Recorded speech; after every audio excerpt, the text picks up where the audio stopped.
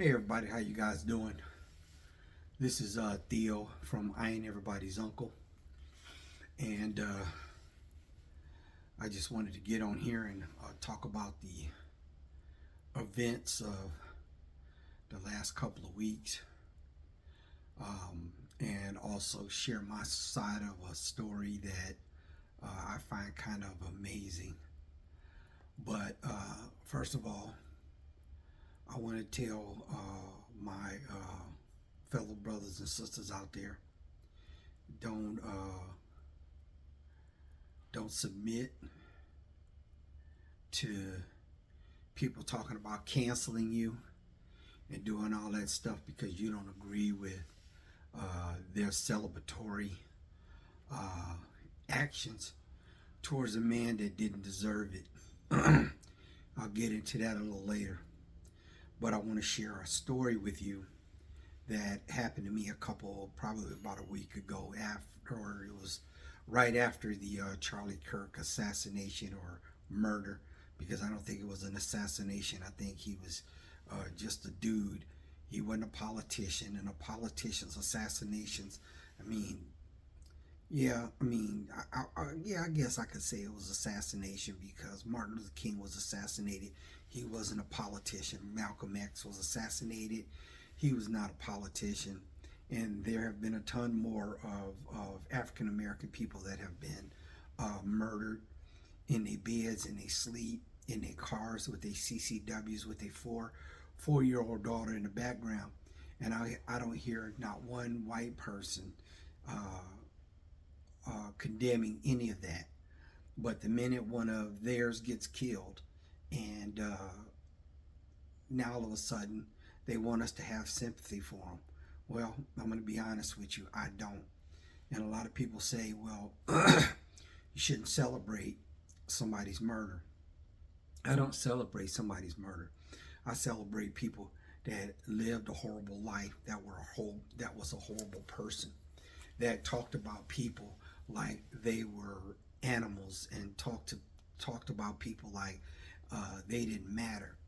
And I'm saying this for all you folks out there that have children, that maybe have loved ones that have been involved in some sort of gun violence, is that this man promoted that. He said that there should be at least 2 killings a year for us to be able to enjoy our Second Amendment rights. Now, don't get me wrong. I'm all for the Second Amendment. I am, as you can see. Uh, and I've had a couple of people come on here and say some things that, to me, and I'm going to address, that I've actually had in my home, that I've actually had around my dinner table, I have actually invited into my home for different things and uh, celebrations and stuff like that. And they're on the internet, and they're condoning, well, they're celebrating Charlie Kirk like he was some kind of hero. And I can tell you right now that for me, that definition of celebrating someone that spent their entire life devoted to hatred, division, submission for women, and was homophobic, was misogynistic, was a racist. And if you think that celebrating him and lowering your flags at half staff, and you call yourself somebody that I associate with or somebody that I know, please discontinue that relationship. Because if you think that what this guy said was just his opinion, no, today this is my opinion. I don't preach hate. I don't preach anything other than humanity, because I'm a humanist, and I believe in the that everyone is entitled to live their life, to do what they want, as long as they do it with a consenting adult, and that it's not harming anyone. Transgender, gay, queer, lesbians, blacks, Hispanics, anybody else that I missed in that category, that is in the category that Charlie Kirk despised. Let me just tell you like this right here. I believe that the freedom of this country and the democracy is right now is in jeopardy. And some of you blind MAGA Republicans are so blind that you can't even see that the country that you say you love so much is literally dissolving in front of your face. And the bad thing about it is that when you have a family member or somebody that this man despised, and you still say that we should celebrate him, he was a national hero. He was nowhere near close to a national hero. Now, let me get to the story that happened to me personally. And and like I said, I'm not gonna use any names on here because most people will probably know who this individual is that I'm talking about. But like I said, I'm not gonna use any names. I was on Facebook, and I'm not gonna say I was celebrating the man's death, but I wasn't upset. I didn't lose no sleep. I didn't shed a tear, but I did share my opinion about the type of person that he was. So this individual gets on, and she says, and it's a woman, and she says that what I said was gross. Now that's her opinion. And I don't have a problem with somebody being able to debate me, but not too many people want to do that because my life is based on fact. If I've always said it's not that I don't believe in UFOs. I've never seen one. So for me, UFOs are, if somebody sees one, that's fine. If I've never seen one, I've never seen a Bigfoot, and it's not. I'm not saying that they don't exist. I'm not saying that they do. But she proceeded to say that in the Facebook message that was gross what I was saying about Charlie Kirk. And I wasn't saying anything that wasn't real. I was stating fact. What he said, I posted what he said, and how he lived his life and how his wife lived his life. No, I don't feel sorry for him, and I don't feel sorry for his family. That one day we all gonna meet that fate. And it doesn't matter whether it's by a bullet or old age or cancer or a car accident or whatever it is that may take your life. But guess what? All of our lives are going to end someday or some way. And for me, when I die, people are not going to come and say, "Oh, he was a racist. He spouted that women should be subservient, that men deserve to have sex whenever they want it and should never be denied." That to me, that's ridiculous. Now, the young lady that was on my Facebook feed, she said that what I was saying was gross. And I basically said to her, I said, I don't understand how me telling you exactly how this man lived was gross.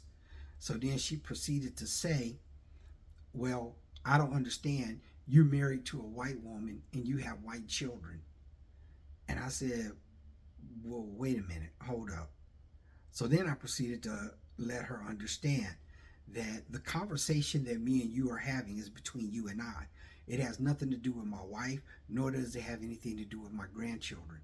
And I would caution anyone, I don't care who you are, I will caution anyone to be very, very careful in bringing my wife or my grandchildren into a conversation that me and you are having, because they have nothing to do with this. First of all and foremost, I'm a black man, and I will always be a black man. And I love my black culture. I love being black. Just because I married somebody of a different race does not mean that I lose touch with who I am and who my culture is. I love my wife because I love my wife, not because of her color. I love my grandchildren, not because of their color. I love them because that is what love is. Love transcends everything. Any and everything. And this, I am to the point where I don't like calling people out of their names because I don't like to be called out of my name. So I'm not going to refer to her as a anything. But Then she proceeded to tell me when I told her, this conversation is between you and I. You keep my wife and my grandchildren out of your mouth. They have nothing to do with my blackness. And then she proceeded to tell me that anybody that will get online and say anything negative about Charlie Kirk, I'm going to defend him and I'm going to say what I want to say. Well, let me tell you something. And I want to make this very clear. I don't threaten people, and I'm not. And I'm not threatening her because guess what? I'm not that type of person. Do I choose violence? Absolutely. But I choose violence in a defense of my life or my family's life. I choose violence. I'm not one of those African American people that are submissive to Christianity that is easy for you to say, yeah, they're not going to do anything but march and pray. I don't believe in that. I believe if you come at me, I'm going to do everything I can to put you down. And that is the honest to God truth. Now, this woman said that anybody that says anything, any haters that say anything about Charlie Kirk, she can say what she wants to. Yeah, well, that's what Charlie Kirk thought. He thought that he could say whatever he wanted to say. And guess what that got him? Okay? All I'm telling y'all is that you tell me that those were his opinions. Well, his opinions got him killed. Those were not opinions. That was hate speech. This is an opinion. If I like potatoes because they're buried underground and not too many animals can get to it, I like potatoes. And then you say, well, I don't like potatoes because they're in dirt and there might be insects underneath that dirt that can get into potatoes. That's an opinion. I'm not going to stop loving you because you don't like potatoes. That's an opinion.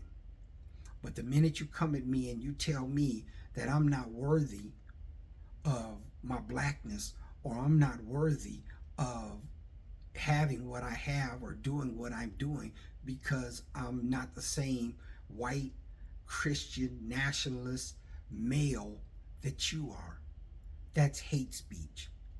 And for every person that's out there that think that that's not, you're not a friend of mine. You never will be, and you never have been.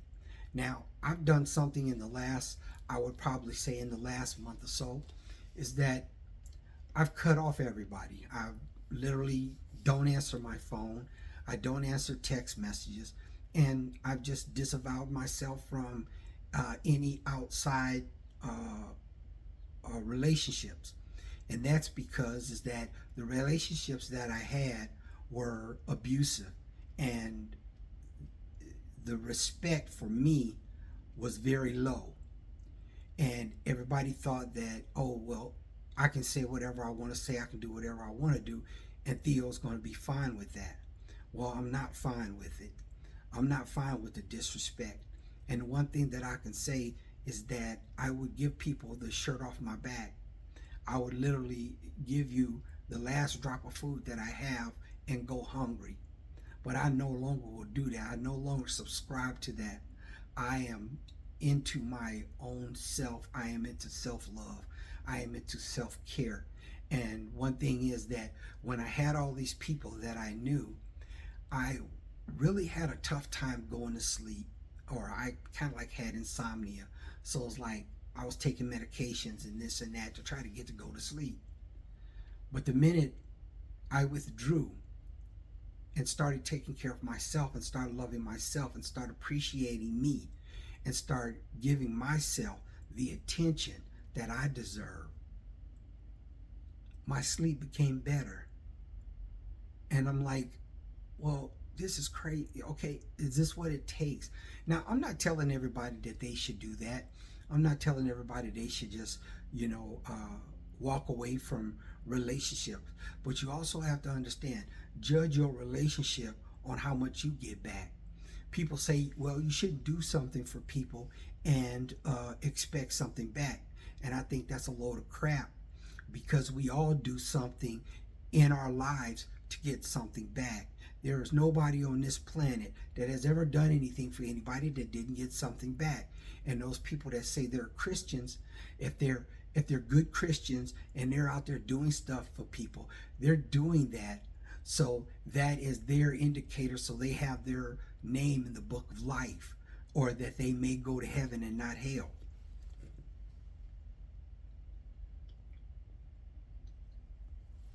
Now, this young lady that was on my Facebook feed, I had to unfollow her because I know me. And eventually, it was probably going to get to a point where I would have said something that may have gotten me in trouble, or not do anything, because I'm not going out looking for trouble. I carry. I'm always armed, and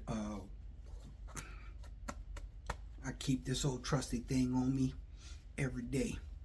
When I leave my house, when I leave my front gate, I got it on me. And I even got it on me sometime when I'm working around the outside of the house, because I don't know who's going to drive by.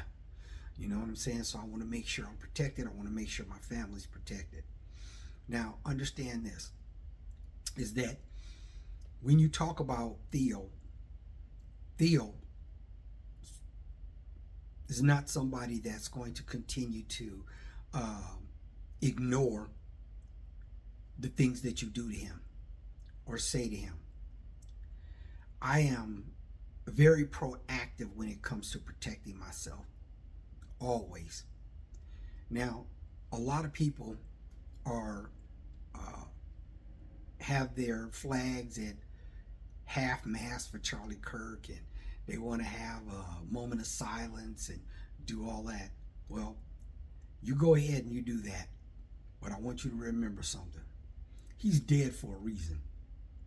You know, I don't care what you think the reason is, but I'm going to tell you what I think my reason is I think that all the hate and the bigotry that he spouted came back on him, and that happens. Now, don't get me wrong, I'm not afraid of death. I've never been. I got over that since I was 16 years old, and joining the military and being in combat, I've resided to the fact that one day I'm going to die. And sometimes you can't prevent how you die. Now, I want to kind of like get off subject a little bit, and I've posted on Facebook this question to Christians, and I never get anybody to respond to these questions. If you're Jesus or God, whichever you prefer, Yahweh, Jehovah, whatever, if your God was so powerful and so great and omnipotent, where was he during slavery? Where was he during the 400 years of oppression? Where was he doing segregation? Where was he doing Jim Crow? Where was he at? 400 years. 400 years, and we're still dealing with it today. Where is he at? Now, you can say, well, he blessed me, and I had a miracle child, or I was on my deathbed, and he saved me. Well, my question to you is that what makes you so special that he would save you and not save the thousands of children and women that are starving to death in Gaza, or the people that are being oppressed in the Congo, or the Iranian children and women that were bombed by Donald Trump? Where was God at? So you've got like this hotline to Jesus and God, and I don't understand it. And I understand your fear in not being able to answer my question. I get it, because you don't have any facts. You don't have anything to back it up. The only thing you have is circular circular knowledge. That's it. You have circular knowledge that keeps going around and around. Oh, but no, Jesus and God, they are this and they're that. But how can you prove that? You can't. I understand faith. I understand faith because I got faith in metal. I got faith in my finger. I got faith in my wife. I got faith in the people that appreciate me and respect me. One thing I was always told was never go anywhere where you're just tolerated. Only go to places where you're celebrated. And the sad thing about this, the whole sad thing about this whole Charlie Kirk thing is that I've actually seen people that have been in my house, that have eaten at my table, that I've shared time with, that have said that this guy is a hero, said this guy was a patriot. And now they're even trying to call him, saying like he's Martin Luther King, or you guys have got to be retarded. To be honest, you got to be retarded. And I say that word because I have a First Amendment right to say whatever I want to say. It's my opinion. Okay? And I don't have anything against special needs people, and I don't have anything against with the mentally handicapped. I don't have anything against them because my uncle was mentally handicapped and I loved him. I loved him. There is no thing in my body that will make me hate another individual except that that individual hated people because of the way they are, or the way they were born, or the way that they live. As long as you're not hurting a child, a woman, or the elderly, and you're doing whatever you're doing with a consenting adult, then that's fine. That's cool. I don't have a problem with that. I don't. But the one thing that I can say I have a problem with is I have a problem with bigotry, misogyny, homophobia, and all those other things that make you want to hate somebody because of who they are. Now, there's another guy that Nick Fuentes. Man, let me tell you something. If he gets the same thing that Charlie Kirk got, I'm not gonna shed a tear. There's another guy who does the same thing, but his is on a smaller scale. It's Dr. Umar Johnson. When he tells black people that if you're in an interracial relationship, that you should not have the right to talk about black culture because you're a traitor. Well, I look at it like this right here. That you can have your opinion. I don't hate any of these people. I don't. But when the hate, the bigotry, the racism, the homophobia, when all of that comes back to affect you in a negative manner, I'm not going to praise you. I'm not going to lower my flag for you. There was a Democratic, I think she was a senator, that was killed.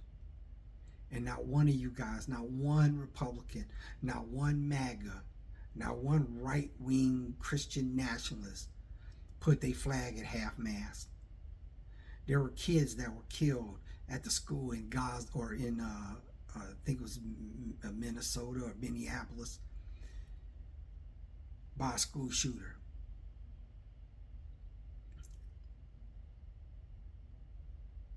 You guys didn't even say anything about it. They barely even covered it on the news. But see, this is the world we're living in. And see, I'm ready for this world. I'm ready for the chaos. I'm ready for the anarchy. So, if my face disturbs you, if my opinion disturbs you, The only thing I can tell you to do is walk off a short pier and keep walking.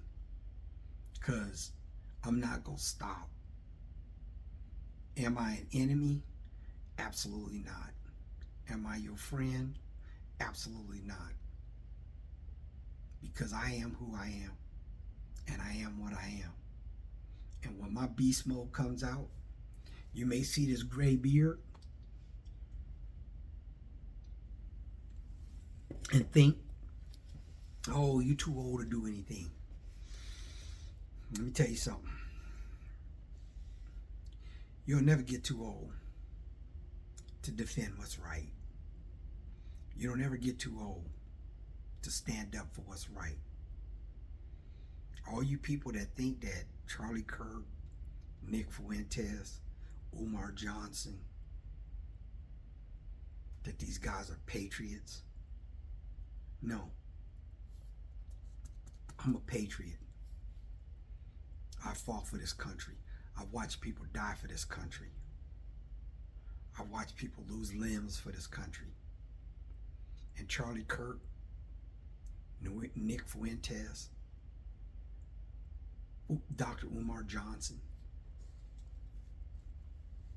Ask yourself, what have you done for this country? What, excuse me, what have you given up for this country? Charlie Kirk didn't give up his life for this country. He spent his life trying to destroy it. He spent his life trying to destroy it, him and his wife. So no, there's no sympathy. Nope, no sympathy at all. Won't shed a tear. Now, is murder of an innocent person that's done nothing but wanted to go to school, wanted to go to church, just walking down the street, and they live their life by minding their own damn business, and they get mowed down? I have sympathy for those people. But when you sit up and you tell me as a black man, and you know I'm a black man, and you around me or near me or been in my house or ate my food, and you tell me that a racist is a good guy, understand this. I don't need you. I don't need you. Everything that I have, I could lose today, and I'd be homeless out on the street. And my only hope is that somebody takes my wife and my mother-in-law in, because I'm not begging for anything. I'm not going to beg you to come live with you. I'm not going to beg you to help me out. I'm not going to beg you to do anything, because there's been so many times that I've had to start over from ground zero.